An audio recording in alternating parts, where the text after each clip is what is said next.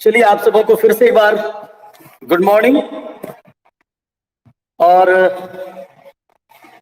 बच्चे अभी भी कम जुड़ते हैं, अभी मात्र 45 स्टूडेंट्स जुड़ा हुआ है। मुझे लगता है कम से कम अब जो पेमेंट कर दिए हैं वे लोग तो सब लोग कम से कम जुड़ जाएं, लेकिन अभी भी सोया हुआ है। और भाई जिसको सोना है कम से कम वो तो पेमेंट मत करो। जब आपको क्लास ही नहीं करनी है, क्योंकि आपको पता है कि मैं प्रत्येक MWF में आपसे 10 AM जुड़ने वाला हूं। तो चलिए एक बार आप लोग बताइए, जो लोग जुड़ चुके हैं, कि आप लोगों ने अभी क्या देखा इसके पहले। Law of spring, very good. तो last day I had send you the video of lost spring part 1, है ना, पार्ट 1। और उस पर हम आपसे सवाल करेंगे, लेकिन उसके पहले थोड़ा सा मैं आप लोगों को इसका ब्रीफ आपको एक बार लाइव दे दूं। ये मुझे बताइए कि इसमें जो जुड़े हुए लोग हैं वो प्राय लोगों ने देख लिया है कि नहीं।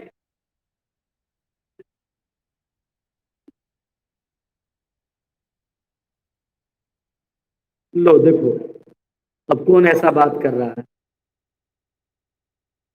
जामुन खा रहे थे। अरे पगला, कम से कम जब आप मुझसे बात नहीं कर रहे हैं ना तो माइक को म्यूट कर लीजिए। आप अपनी एक उंगली ना एकदम मोबाइल पर रखिए, जब बात करना हो ऑन कर लीजिए, और जैसे ही बात आपकी समाप्त हो जाए आप ऑफ कर लीजिए।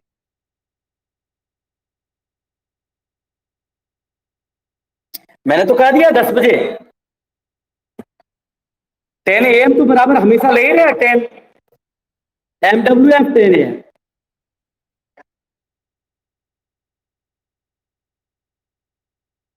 नहीं, वीडियो हम MWF में भी डाल सकते हैं, आज शाम में जैसे पार्ट 2 डाल देंगे, या फिर TTS में कल डाल देंगे। हाँ, जैसे क्लास समाप्त होगा ना, मैं शाम तक आज पार्ट 2 का वीडियो डाल दूंगा। उसको आज से कल तक में आप देखिए, बढ़िया से देखिए। ये नहीं कि उड़ करके खाली छू करके चले गए, सो नहीं होगा। पढ़ने का मतलब ये होता है कि you have to watch the full video with special attention, because you know that objective questions will be asked in your exam, and unless or until you listen to the full video carefully you cannot solve all the questions of objective question. जब तक आप पूरी video को शिद्दत से आप नहीं देखोगे, आप ऑब्जेक्टिव क्वेश्चन सॉल्व नहीं कर पाएंगे। जी, फिर साउंड अभी नहीं आ रहा है।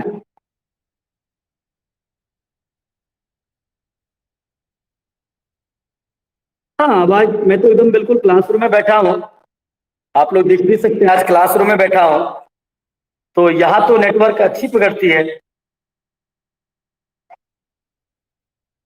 हाँ, हो सकता है उसका प्रॉब्लम होगा। एक जरा सा एक लड़की जुड़ नहीं पा रही है, उसको जरा हम जोड़ लेते हैं, फिर आप लोग सकते हैं ना। बार बार मैसेज कर रही है मुझे। एक मिनट जरा सा, उसके बाद तुरंत हम आप लोगों पर आते हैं।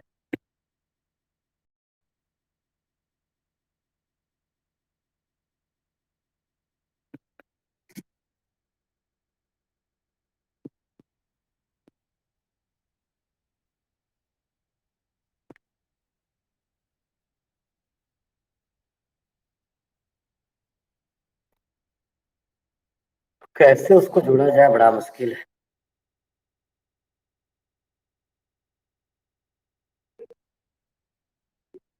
अरे फिर भी मैसेज कर रही है एक लड़की, हमारे दोस्त की बेटी है। अरे सौम्या जुड़ पाई कि नहीं? नहीं जुड़ पाई है। एक मिनट, जरा कट करते हैं।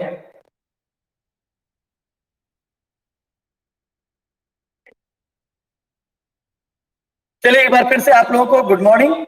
और मैं केवल ये जानना चाहूंगा कि सौम्या जुड़ी कि नहीं, मुझे बता दो। तुरंत मैं आ रहा हूं, रिवीजन कर रहा हूं। सौम्या जुड़ पाई या नहीं? ज्वाइन हो गया, तुम्हारे चलते क्लास मुझे कट करना पड़ा। क्यों, तुम रिमूव हो गई थी? तो लास्ट डे तो तुम क्लास कर रही थी।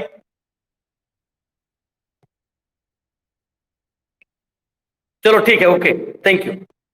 नाउ तो just I told you that I had send you the video of lost spring part 1 and again and again I request to all of you, because you know that objective questions will be raised in your exam. You will be asked many objective questions in your exam, and until and unless you watch the full video very carefully, you cannot understand the whole story, or you can't answer all the questions of objective questions, है ना? So please मेरी request यही है कि video को आप बिल्कुल class की तरह शिद्दत करके आप एकांत में अपने कमरे में बैठ करके देखेंगे, ऐसा जैसे कि आप क्लासरूम में बैठते हो। तो अभी मैं लॉस्ट स्प्रिंग पढ़ाया था। Lost spring is a very nice story written by Anees Jung, and through this story the writer has focused on childhood. सबसे पहले आप ये जान लीजिए, थोड़ी सी मैं स्टोरी को ब्रीफ कर दूं, फिर मैं आपसे क्वेश्चन पूछूंगा कि ये जो स्टोरी है लॉस्ट स्प्रिंग, ये एनिस जंग की एक फुल स्टोरी है, जिसका पूरा नाम है lost spring story of stolen childhood. वहां से ली गई ये स्टोरी है, और इस स्टोरी के माध्यम से एनिस जंग ने उन बच्चों के ऊपर जो गरीब हैं, जो वंचित परिवार से बिलोंग करते हैं, समाज में जिनकी स्थिति बहुत खराब है, वैसे लोगों के ऊपर उन्होंने इस कहानी के माध्यम से फोकस किया है। तो lost spring written by Anees जंग and taken from Lost Spring, the stories of the stolen childhood. सबसे पहले स्प्रिंग का मतलब यहां वसंत होता है, लेकिन in this story the writer Anees Jung has not discussed about the king of season spring. यहां ऋतुओं के राजा वसंत की चर्चा नहीं है। स्प्रिंग, आपने देखा होगा वीडियो में बार बार स्प्रिंग के बारे में मैंने कहा था कि चिल्ड्रेन, तो आप ये समझ लें कि spring word has been used here for childhood. Spring शब्द का प्रयोग यहां बचपन के लिए किया गया है। तो lost spring means stolen childhood, यानी वैसे बच्चे जिन्होंने बचपन में अपनी चाइल्डहुड को खो दिया है, who could not enjoy their childhood. And you know that childhood is the best period of human life. जीवन में बचपन का जो काल होता है वो सबसे बेहतरीन काल होता है, और उसी काल के बारे में एनिस जंग ने ये हमें बताने का प्रयास किया है कि there are millions of children in our country. हमारे देश में लाखों ऐसे बच्चे हैं जो अपने बचपन को एंजॉय नहीं कर पाता है, who lost their childhood in childhood, जो अपने बचपन को बचपन में खो देता है। तो किस बच्चे की हम बात कर रहे हैं? वैसे बच्चे की बात कर रहे हैं जो होटल में प्लेट मांजता है, गैराज में गाड़ियां धोता है, ईंट के भट्ठे पर ईंट ढोता है, कोई दुकान में जाकर के वो काम करता है, किसी के यहां गाय चराता है। तो बहुत सारी ऐसी चीजें हैं जो बच्चे बचपन में एंजॉय नहीं करके, स्कूल नहीं जा करके, वो जीविकोपार्जन में अपनी समय को लगाता है, और कहा जाता है कि जो बच्चा, जो इंसान बचपन को एंजॉय नहीं कर पाता है, वो आफ्टर ऑल अपने जीवन में आगे चल करके सफल नहीं हो पाता है। क्योंकि बचपन ही एक ऐसा समय है जब बच्चा स्कूल की ओर जाता है और स्कूल में अपने भविष्य, अपने कैरियर को बनाने का काम करता है। इतनी बात तो समझ में आ गई होगी आपको? जी। आपका बिहार बोर्ड है कि झारखंड बोर्ड? सॉरी, देखी थी कल तुम खाली सुनो ध्यान से। बैठ सकते हैं ना? हाँ, तो इतना तो समझ में आ गया होगा आप लोगों को। Now you know that this story has been divided into two parts. ये पूरी कहानी दो हिस्सों में बटी हुई है। First part is of Seemapuri and second part is of Firozabad. तो अभी आप लोगों ने देखा होगा कि मैंने सीमापुरी के बारे में, पहला पार्ट के बारे में डिस्कस किया। यानी in the very first part, Saheb is the hero of this part. इस पार्ट का नायक साहेब है। And Saheb is a child who has come from Dhaka, Bangladesh in 1971 when Bangladesh was separated from Pakistan। 1971 ईस्वी में बांग्लादेश आजाद हुआ। और आप लोगों को पता है कि इस आजादी में उस समय की तात्कालिक प्रधानमंत्री भारत की इंदिरा गांधी जो थी, उन्होंने अपनी मुक्ति वाहिनी सेना भेज करके पाकिस्तान में और बंगाल को अलग किया था। तो उस वक्त बहुत सारे बांग्लादेशी भारत की सीमा में प्रवेश कर गए थे, जिनमें साहेब का भी एक परिवार था। और ढाका बांग्लादेश से आकर के दिल्ली के सटे हुए एक इलाका सीमापुरी में आकर के वे लोग बस जाते हैं। यहां तक क्लियर है आप लोगों को स्टोरी? तो जो इस कहानी की लेखिका जो एनिस जंग है, एनिस जंग एक महिला है। और महिला लेखिका होने के चलते, आप लोग प्लीज म्यूट योर माइक, सब लोग अपने अपने माइक को प्लीज म्यूट कर दें। लेखिका महिला होने के नाते उसकी सिंपैथी बच्चों के प्रति अधिक है। वो क्या देखती है कि रोज उसके मोहल्ले में बच्चों का एक ग्रुप आता है और न जाने कूड़े करकट में, यानी गार्बेज डंप, जिसका अंग्रेजी क्या है? गार्बेज डंप, कूड़ा कचरा जहां लोग फेंकते हैं, उसके ढेर में वो आता है और वे लोग कुछ कुछ ढूंढ करके वापस चला जाता है। तो एक दिन लेखिका की इनकाउंटर, याद रखिएगा एक वर्ड मैंने यूज किया, इनकाउंटर। ऐसे इनकाउंटर एक बैड वर्ड है जिसका मतलब होता है मुठभेड़। जैसे आप देखते होंगे पुलिस और आतंकवादी या नक्सलियों के बीच इनकाउंटर होता है तो गोलियां चलती है, लेकिन इनकाउंटर का मतलब मुलाकात भी होता है। तो यहां मुलाकात के सेंस में लेंगे, क्योंकि क्वेश्चन में यह भी पूछा जा सकता है कि लेखिका और साहेब का इनकाउंटर कहां हुआ। तो हम लोग लिखेंगे गार्बेज डंप के नजदीक। तो उसकी मुलाकात वहीं होती है और लेखिका पूछती कि साहेब तुम क्यों करते? तो लेखिका कहता है कि मैडम मैं इसलिए काम करता हूं, मेरे पास काम करने का दूसरा कोई काम ही नहीं है। तो लेखिका पूछ देती है कि भाई तुम स्कूल क्यों नहीं गए? तो कहता है कि मैडम मेरे इस मोहल्ले में कोई स्कूल नहीं है। तो लेखिका बड़ा दंग रह जाती है कि ये कैसे मोहल्ले में रहता है जहां स्कूल की व्यवस्था नहीं है। और फिर उसे पता चलता है कि बच्चे ढाका बांग्लादेश के रहने वाले हैं, जो अब सीमापुरी नामक इलाके में आकर के बस गए। फिर मजाक मजाक में ही लेखिका ये जानना चाहती है कि आखिर ये बच्चे चाहते क्या हैं। तो पूछती है कि बेटा अगर मैं स्कूल बनाऊं तो क्या तुम लोग पढ़ने के लिए आओगे? साहब कहता है कि madam definitely we will come to your school if you build school for us. अगर आप हमारे लिए विद्यालय बनाएंगे तो हम लोग पढ़ने के लिए जरूर आएंगे।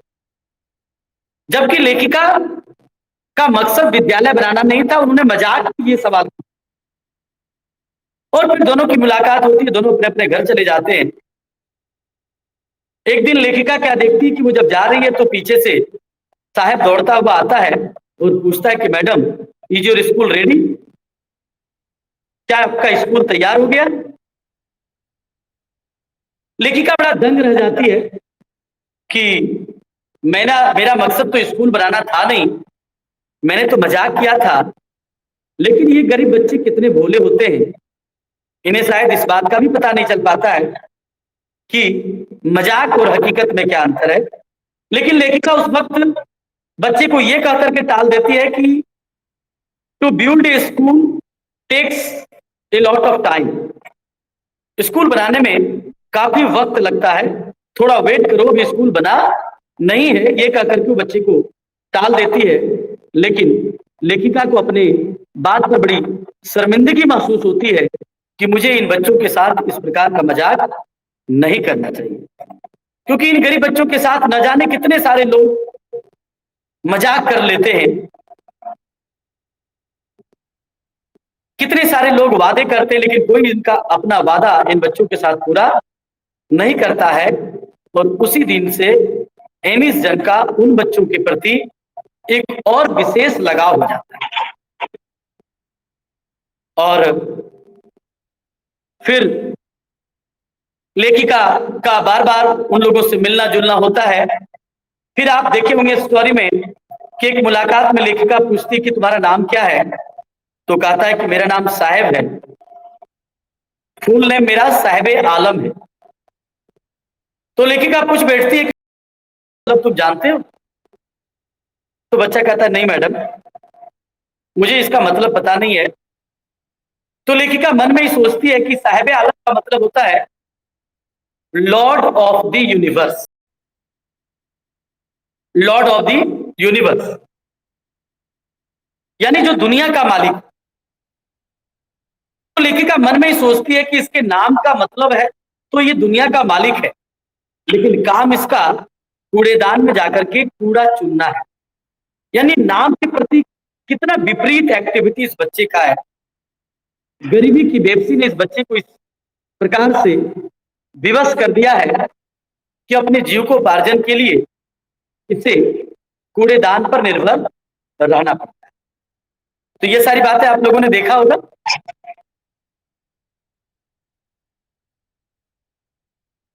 क्या देखें आप लोग? और फिर चप्पल वाली बात आती है, why do you not sleep wear chappals? आप लोग चप्पल क्यों नहीं पहनते हो? तो बच्चे के जवाब होता है कि we don't wear chappals not because of poverty, because a tradition to wear to stay barefoot। यानी लेखिका एक कंक्लूजन जो निकालती है कि हम यूं कहें कि बच्चे गरीबी के कारण चप्पल नहीं पहनते, ये कहना उतना मुनासिब नहीं होगा जितना कि ये कि इन गरीब बच्चों में चप्पल नहीं पहनने की परंपरा है। यानी गरीब बच्चे चप्पल पहनना उतना इंपॉर्टेंट नहीं समझते हैं, their parents don't provide them chappals. जबकि आप देखते होंगे कि घर में बच्चे जो होते हैं ना, वो चप्पल और जूते के प्रति बड़े क्रेजी होते हैं। बच्चे और बच्चियां आप देखोगे कि छोटे जब होते हैं तो वो बड़े लोगों का जूता पैर में लेकर के, बड़े लोगों का चप्पल लेकर के और वो घूमते रहता है। अगर उसे न्यू चप्पल ला दिया जाए तो जहां वो सोता है अपने चप्पल को भी बगल में सुलाता है। तो हम देखते क्या है कि चप्पल के प्रति कितने क्रेजी होते हैं बच्चे, कितने मतलब लाइक करते हैं चप्पल्स को। तो लेखिका ये बताना चाहती है कि ये गरीब बच्चे ऐसे हैं जिनको चप्पल भी नसीब नहीं होता है। और इस प्रकार से फिर कहानी को हम आगे बढ़ाते हैं। फिर आप लोगों ने देखा होगा कि किस प्रकार लेखिका एक बार सीमापुरी इलाके आती है, जहां करीब 10,000 रैक पीकर्स, 10,000 कूड़ा चुनने वाले लोग उस इलाके में रहते हैं। और एक लाइन बड़ा इंपॉर्टेंट है, इस जगह याद रखिएगा आप लोग, survival of Seemapuri means rag picking. Seemapuri में जिंदा रहने का मतलब कूड़ा चुनना है। तो फिर वहां से मिलते हैं, वहां की स्थिति जब देखता है तो बड़ी फटेहाल स्थिति है। There is no facility there, no facility of water, drainage, electricity, school, कोई सुविधा नहीं है। People don't have their identity. जब उनसे पूछा जाता है कि आपकी पहचान नहीं है, तो लोग कहते हैं food is more important than identity. हम सबों के लिए भोजन से ज्यादा इंपॉर्टेंट, सॉरी, परिचय से ज्यादा इंपॉर्टेंट भोजन है। हमें भोजन चाहिए, हमें परिचय नहीं चाहिए। यानी लेखिका कहती है कि they don't have any identity but they have ration cards. याद रखिएगा एक चीज को, भले ही वहां के बच्चों के लिए कोई आइडेंटिटी नहीं था, लेकिन राशन कार्ड था, क्योंकि उस समय के राजनीतिक लोगों ने वोट बैंक, वोट के लिए लोगों को राशन मुहैया करा दिया था। बांग्लादेशियों को भी, जो वो हमारे देश के नागरिक नहीं थे। तो ये बात याद रखनी है कि बड़ी दयनीय स्थिति है। लेखिका वहां की गरीबों की स्थिति को देखकर बड़ा स्तब्ध रह जाती है। और फिर एक घटना दिखाया है कि एक बार लेखिका की मुलाकात साहब से क्लब ग्राउंड के बाहर होता है। वो क्लब ग्राउंड जहां लोग टेनिस खेलते, और साहब बाहर से ही टेनिस खेलते हुए खिलाड़ियों को देखता है। लेखिका जब उन लोगों को देखती है तो पूछती है कि साहब तुम यहां क्या कर रहे हो? तो साहब कहता है कि मैडम, मुझे ये खेल देखना बड़ा अच्छा लगता है और मैं ये खेल खेलना चाहता हूं। I want to play this game. लेखिका मन में ही सोचती है कि तुम्हारे बस की बात, ये खेल खेलना नहीं है, टेनिस खेलना ये अमीर लोगों का काम। लेकिन बच्चे हैं, उनकी इच्छाएं तो असीमित है। उसे क्या पता है क्या गरीबी होता है, क्या अमीरी होता है। और तभी लेखिका देखती कि साहब के चेहरे पर एक खुशी है, तो पूछ बैठती कि साहब आज तुम बड़े खुश नजर आ रहे हो। इसी में साहब कहता है कि मैडम आज मेरा ड्रीम पूरा हो गया। बोला क्यों? तो कहा कि देखिए ना, आज मुझे एक जोड़े जूते मिल गए।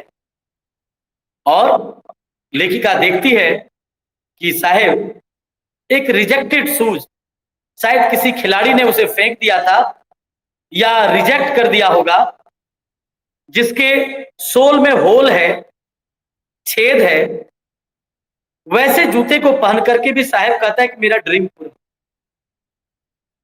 यानी लेखिका ये बताना चाहती कि गरीब के जो बच्चे होते हैं उनके लिए रिजेक्टेड चीज भी सिलेक्टेड चीज के समान होता है। अगर उन्हें फटे पुराने चीज भी मिल जाए तो शायद लगता है कि उसे उसका ड्रीम पूरा हो गया। और लेखिका अफसोस करती है।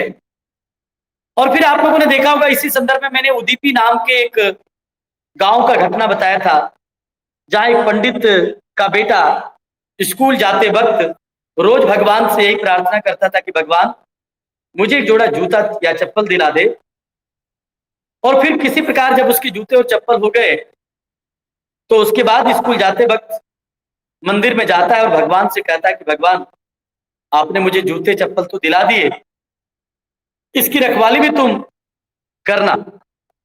यानी गरीबों के बच्चे कितने भोले होते हैं कि एक तरफ तो भगवान से वो चप्पल और जूते की मांग करते हैं, और मांग पूरा हो जाने के बाद उस चप्पल की रखवाली का भी जिम्मा भगवान को ही सौंपता है। तो इस प्रकार की बड़ी सुंदर ये स्टोरी है जो आप लोगों ने, यहां तो मैंने शॉर्ट में बताया, वीडियो में आप लोगों ने सारी चीज को देखने का प्रयास किया हो क्या?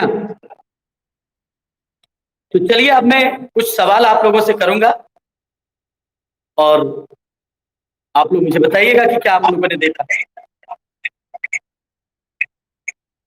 लेकिन ध्यान रहे कि जो लोग सवाल का जवाब देंगे वे अपने माइक को प्लीज म्यूट योर माइक है, माइक को म्यूट करिए। आपका माइक ऑन रहता है ना, तो आवाज लड़ता है, फिर आप लोगों ने ऑन कर लिया। जिसको जवाब देना है माइक को ऑन करके जवाब देके फिर तुरंत म्यूट कर।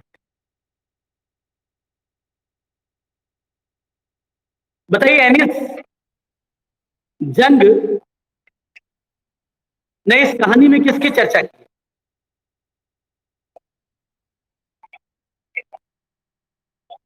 चाइल्डहुड। और पोवर्टी,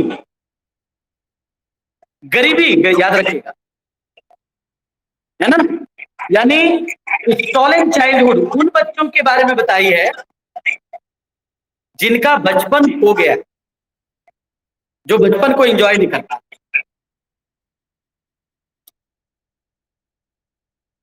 आप मुझे बताओ कि लॉस्ट स्प्रिंग कहां से लिया गया?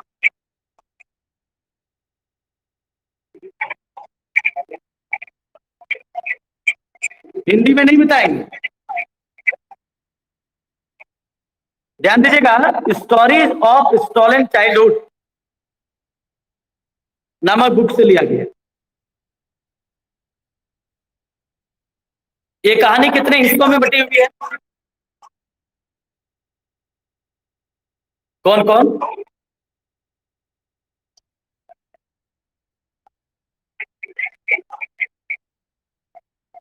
सीमापुरी और फिरोजाबाद, वेरी गुड। सीमापुरी का नायक कौन है? सीमापुरी का नायक कौन है? कोई कह रहा मुकेश। याद रखिएगा, सीमापुरी का नायक साहिब आलम है और फिरोजाबाद का नायक है मुकेश। साहिब आलम का मतलब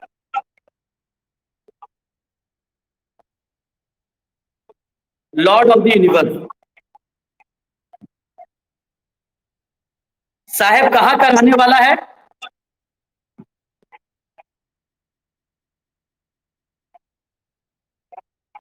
याद रखिएगा, ढाका बांग्लादेश, लेकिन वर्तमान में वो सीमापुरी में रह रहा है। सीमापुरी कहां है? दिल्ली से सटा हुआ।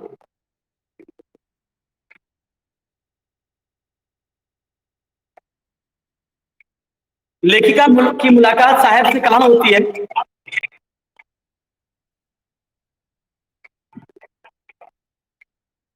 कोई विद्यार्थी मुझे बताओ कि गरीबों के लिए गार्बेज डंप क्या है?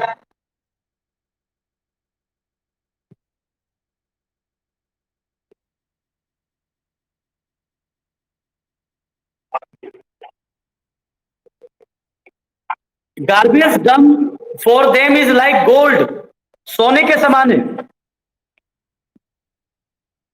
अच्छा ये मुझे बताइए, साहेब आलम गार्बेज डंप में क्या ढूंढता है? कूड़ा और कचरा। कौन है ये रे? तुम कचरे है रे। कूड़ा कचरा तो ढूंढता है, लेकिन आंसर क्या लिखोगे? साहेब इज लुकिंग फॉर 1 और 10 रुपीज नोट और सिल्वर क्वाइन, 1 से 10 रुपये का नोट, है ना, और सिल्वर क्वाइन, यानी इसकी तुलना सिल्वर क्वाइन से किया गया।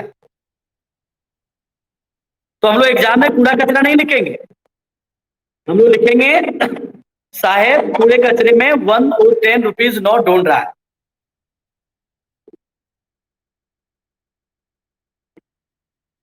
भले ही वो कूड़ा कचरा ही ढूंढता है, लेकिन उस कूड़ा कचरा को जब वो जाकर के कहीं बेचता है तो उससे वो पैसा कमाता है। साहेब सीमापुरी कब आया है?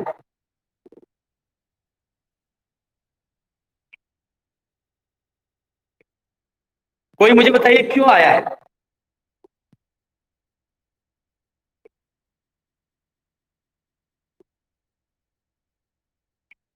तो साहेब क्या जवाब देता है कि क्यों छोड़ दिया उन लोगों ने?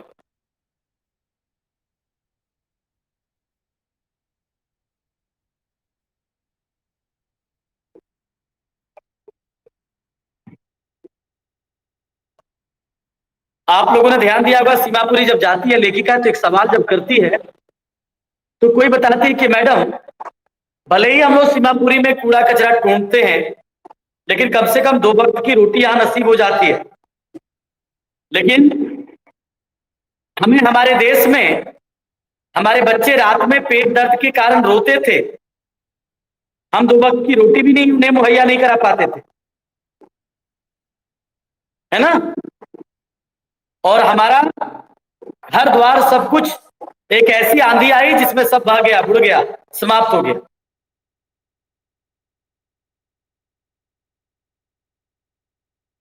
साहेब नौकरी कहां ज्वाइन करता है?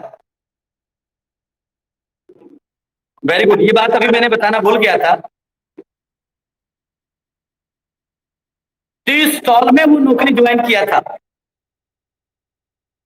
और उसे पैसा कितना मिलता था? 800 रुपया, और उसे भोजन मिलता था। क्या साहेब नौकरी ज्वाइन करके संतुष्ट था? क्यों नहीं संतुष्ट था?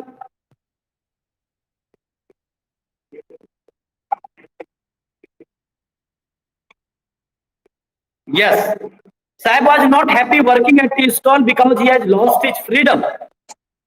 He has become the servant of the tea stall owner. वो चाय दुकान के मालिक का नौकर बन गया है और वो कहता है कि मेरा गार्बेज बैग ही बेटर था इस चाय के दूध के स्तर से, क्योंकि उस समय मैं आजाद था, अब हमारी आजादी छीन गई। और हर बच्चे बचपन में आजाद रहना चाहते हैं। तो साहब नौकरी ज्वाइन कर लेने के बाद भी खुश नहीं है। यानी लेखिका ये बताना चाहती है कि जो बच्चे गैराज में काम करते, होटल में काम करते हैं, उन्हें भले ही पेमेंट मिलता है, उसको पारिश्रमिक मिलता है, लेकिन वहां वह काम करके खुश नहीं होता है, क्योंकि उसकी आजादी छीन जाती है। जबकि हर बच्चा आजादी चाहता है, वो स्वतंत्र घूमना चाहता है। वो कौन सा खेल वाच कर रहा है साहब? टेनिस।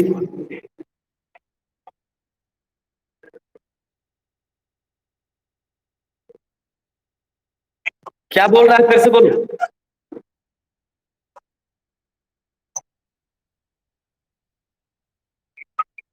रिकॉर्डिंग अपने आप आता है, आप देख लीजिएगा। टीचमेंट पर अपने आप रिकॉर्डिंग आ जाता है, आप देख लीजिएगा। तो मुझे लगता है कि इस कहानी मतलब इस क्लास के द्वारा आप लोगों का जो लॉस्ट स्प्रिंग का पार्ट 1 था वो क्लियर हो गया।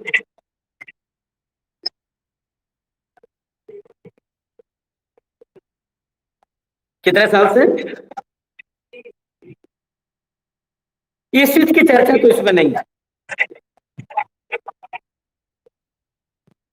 हाँ? 30 साल से सीमापुरी में रह रहा है, ऐसा तो मैंने नहीं बताया होगा।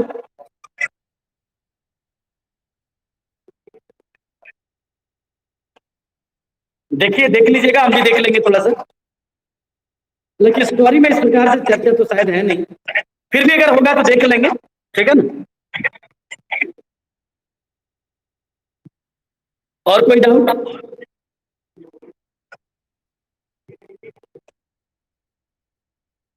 तो आज शाम में हम टीचमेंट का एक अलग ग्रुप बना देंगे, ठीक है ना। जितने भी पेमेंट करने वाले लोग हैं उसको ज्वाइन कर लीजिएगा, और नेक्स्ट डे से इस पर अब हम क्लास नहीं लेंगे। दूसरी बात मैं बता देना चाहूंगा, जिन बच्चों ने पेमेंट नहीं किया है प्लीज जल्दी से अपना पेमेंट कर दीजिए, नहीं तो फिर आपका क्लास छूटता चला जाएगा। ठीक है, मिलते हैं फिर परसों। बढ़िया से वीडियो देखिएगा, फिर मैं सेकंड पार्ट आज शाम तक भेज दूंगा।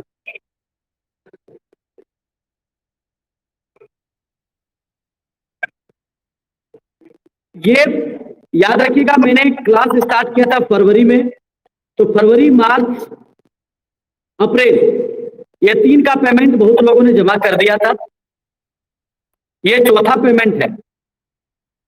बहुत लोग ऐसे हैं जो तीसरा पेमेंट भी जमा नहीं किए थे, वो ऑफलाइन खुलने के बाद ही हम बात करेंगे। फिलहाल अभी आप लोग पेमेंट एक बार भी करके अपना क्लास ज्वाइन कर लीजिए। Thank you.